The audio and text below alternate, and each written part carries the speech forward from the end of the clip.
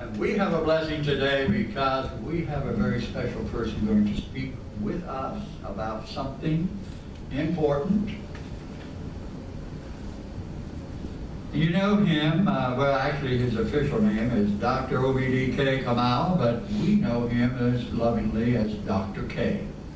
And he doesn't mind if you call him Dr. K or Dr. Obidike or whatever you choose, because as he says in his bio, he is an entity who consistently seeks to submit to his inner and core self in this transitory migration through illusion, which appears currently as life. The paradox this intention requires, he says, creates drama and adventure in and of itself, and it adds to the delicious tensions which inherently exist in manifestations. Dr. K is in fact his core self, mild-mannered secret identity, somewhat akin to Clark Kent, and in his role, or in this role, he is a husband, a father, a grandfather, a godfather, an educator, an administrator, a community advocate, an information activist, a poet, a novelist, a songwriter, and much more. Let's welcome our brother, Dr. K.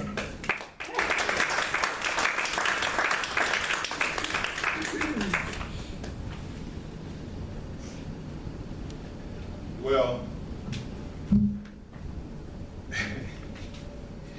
the spirit is high in here this morning. Yes, sir. It really is amazing, and it seems as if everything is kind of falling in line. Everything seems to be fitting together. Every time someone gets up and says something, it appears to build on something that has previously been said. And I love Carmel Temple because the people who attend Carmel Temple are trying to enroll in driver there, which is what you'll hear when I start this little talk.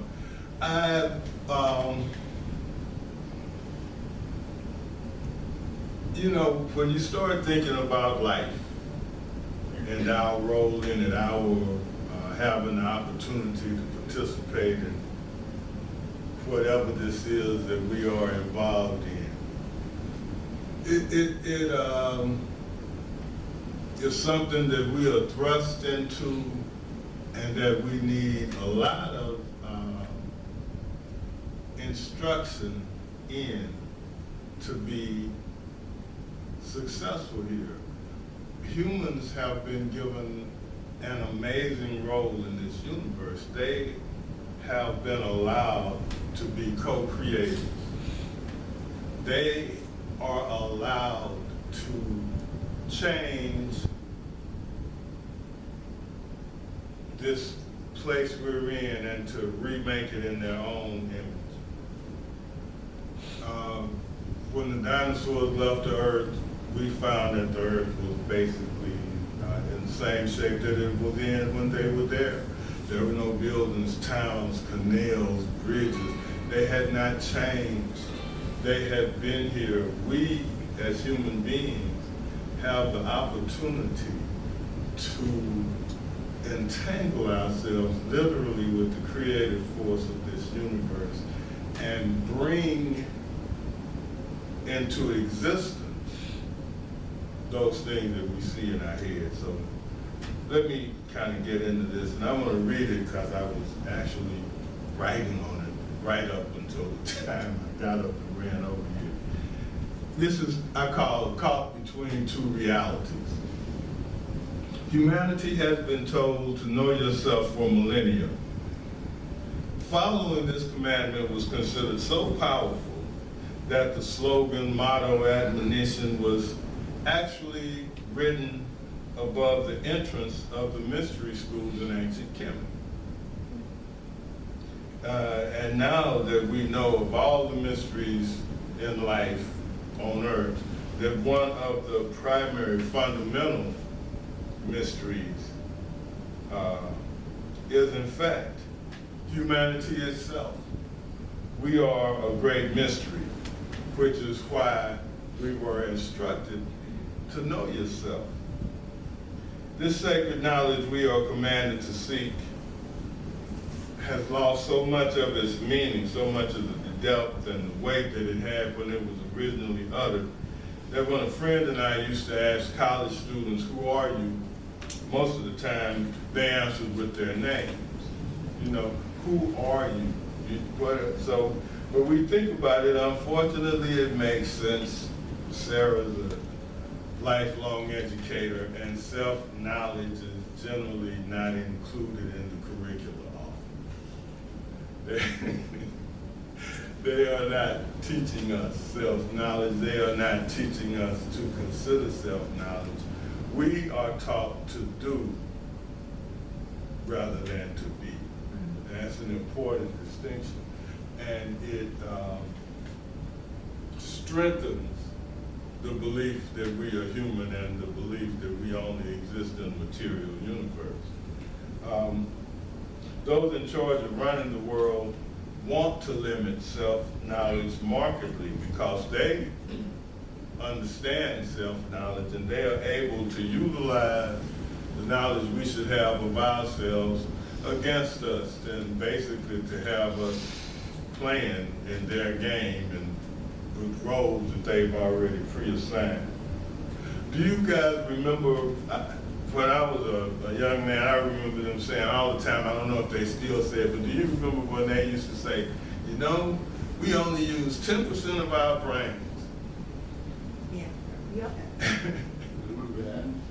I always was like, wow, you know, I was a kid, and I was, you know, thinking that we, you know, this was it. So what is that other 90%? What is that about? That, you know, people just said, I mean, your grandmother, the preacher, people would just say, we only use 10% of our brain. And sometimes it almost seemed like they were happy about it.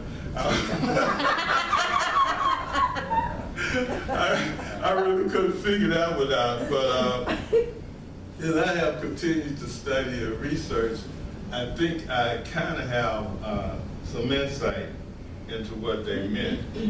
We, particularly those of us in modern Western society, are taught on the surface level.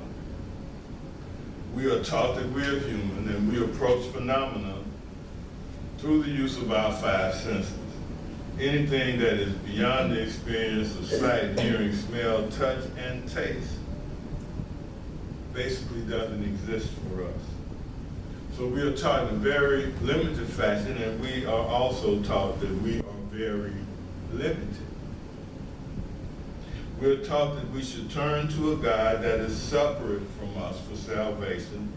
Ultimately, we are taught that what we essentially need for joy exists outside of us, and that our receiving whatever it is that we think we want occurs randomly based on luck or perhaps on the whim of an arbitrary, capricious deity. In reality, of course, we are much more than human, but we don't have to recognize it or realize that we can exist without understanding that, and we can exist without whatever benefits that knowledge brings. You run into people who don't see their value, and at some point you realize that you can't convince them this is something that is something they will have to accept and affirm and begin to live from. So the fact that we are much more than human does not have to even be a factor if we don't realize it and seek to act from that greater than what we appear place. We can stay in the box fashioned for us by this society We can do, as Thoreau said, live lives of quiet desperation. We can do what Marianne Williamson calls living small. Most of the time, that is what we do.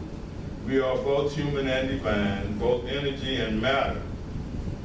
And because we believe that we are confined to a human existence that is totally contained inside the finish, and we never become all that we can be, as the Army used to tell us. Our human selves primarily exist in the material world of space and time, an easily measurable, predictable world, a world where time appears to only move forward in a linear fashion, a world where there is no eternity and no infinity, a world where the me I primarily know and acknowledge at some point in time unceremoniously dies, a world where there are beginnings and endings. Our divine selves primarily exist in what scientists sometimes refer to as the unified field, or the quantum world, a world of time and space, a world where there is no one, nobody, no thing, nowhere, and no time. This is a world composed entirely of energy, of vibration, of consciousness or awareness. You cannot even enter this world physically. Your five senses do not register in this world. This is a world where there's not only no linear time, there is no delineation of time. There is no past, no present, no future. It's all now. These two worlds, the one of space and time and the quantum world, are the two realities that I say we are caught between. Even though these two realities appear separate, they are connected. Even though it appears that you have to be in one or the other of these realities, you can in fact be in both simultaneously, or you can travel back and forth between them. Scientists estimate that in our existence, matter makes up about 10% of human reality. The other 90% is made up of energy of the same substance that exists in the unified field. So we actually are not between these two realities. We are in both of them, but because we don't understand them, because we haven't been taught to know ourselves, because self-knowledge isn't on the curriculum, we are stuck out. Quantum physicists refer to energy when it is invisible and virtually non-detectable as the wave. They call energy that becomes mass and matter the particle. The particle and the wave are the same, and this is very important. What makes them appear to be different is the attention of consciousness or mind. So we can see, so we see that we can significantly impact energy, and also that we can transform this pure energy into matter through our thoughts. In other words, quantum physicists have conducted experiments that indicate when it's the wave, just out there, totally just there, the void, so to speak. That wave can become matter when human beings become aware of some aspect of it. That our attention changes energy into matter, which means that we have the ability to manifest, and I'm gonna get to that. When he was, I'm getting hyped up. He was much younger. My son, who is a comic book aficionado and historian, and I mean, that is so true. I thought I read comic books. This kid, he's a true historian of comic books. But when he was small, he used to always ask me, Dad, if you could have any superpower that you want, what would it be? And I'd always come up with something for, maybe I want super speed, or maybe I want fly, you know, super strength would be cool. And, but anyway, at some point, however, I decided that the superpower I want to be able, that I want, the superpower that I want more than super speed, super strength, the ability to fly, etc., is the ability to manifest my desires on demand. That's the superpower, after I thought about it, that I want. You know, who needs super speed if I can just think myself there? Who needs super strength if I can go through it or manipulate it with my mind? My research is showing me that this is possible, that we can, in fact, develop the ability to manifest on demand. A few minutes ago, I talked about how much more powerful the quantum field is in our material existence. Impacting the unified field can change matter or a situation or an illness. Let's be sure, we all manifest, and we all utilize the law of attraction. Just because you're not necessarily getting what you want doesn't mean that you aren't utilizing these powers, and they are powers. Let's say that you have decided to buy a new house. In space and time, which is where we live, where time is measured by the distance between various spaces. You get a second job, you work a lot of overtime, you save a down payment, you work on your credit, and you do all these things. In a year and a half, you're ready to buy a new house. You have manifested that new house that you wanted to. But those of us who, I'm listening and I'm hearing Saint Germain and I'm hearing Ascended Masters, that consciousness allows us to manifest not just necessarily in space-time, but in time-space, where we don't have to do perform those material actions. The difference between the brother who manifested the new house and Jesus is the amount of time in between the thought and the appearance of what it is that you're thinking about. And that is,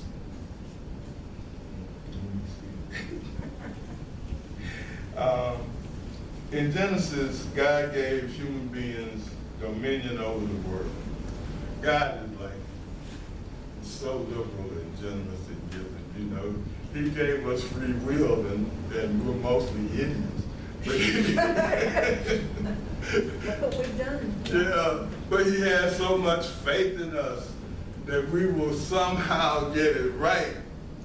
He allows us all of this power, and he gives us free will. It's, you know, almost like let your son drive your car. But I mean, when he's 5, okay? In Genesis, God gave humans dominion over the world.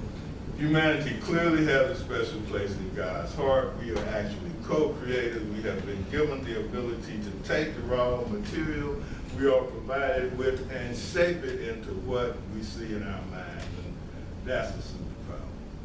We have been given free will to use our concoctions however we choose. I'm not going to comment on that. That's another election. And we have made quite a mess of it, primarily because we believe that we are separate from each other. We even believe that we are separate from God. We also do not understand that we are much more than we appear. The iceberg is a good analogy for human beings.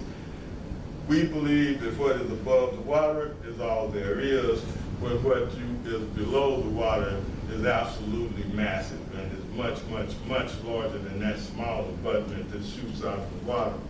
The subconscious is our path into the quantum field. It is like a very powerful vehicle. And consciousness is the driver. And consciousness is where we mess up because, well, anyway, our biggest problem is that we are navigating this vehicle without having gone to driver's ed, which is what I referred to at the beginning of this talk. You got this big old car, and you don't know how to drive, and you are lumbering down 45 at about 85 miles an hour. So, if we are to take dominion over the earth, we must first exercise dominion over this geography, our mind and our heart. The subconscious handles all of our routines. It runs the circulation, digestion, respiration, etc. We for the most part, don't even have to think about breathing. We just do it. The subconscious got this. If, however, we don't drive the car will drive itself, and the body will become the mind. And we'll run into a tree or run off the side of a cliff. The way to effectively operate in the quantum field is to train ourselves through meditation and prayer and reflection, etc., to become consciousness and to enter the more powerful of these realities we appear to exist between, and give instructions to materialize your thoughts and dreams. In other words, to use your mind to make matter. Balance is crucial. Knowing ourselves, understanding that we have the potential to be supernatural, to be more than human, to understand that just like the iceberg, the greater part of ourselves is below the surface. We in fact can manifest what we want instead of what we get. We in fact can exercise dominion because, like our Creator, we are consciousness. We can in fact step into the void and make worlds. And so that's what I figure we should be trying to figure out. We need to go to driver's ed. Thank you. Thank you. Amen.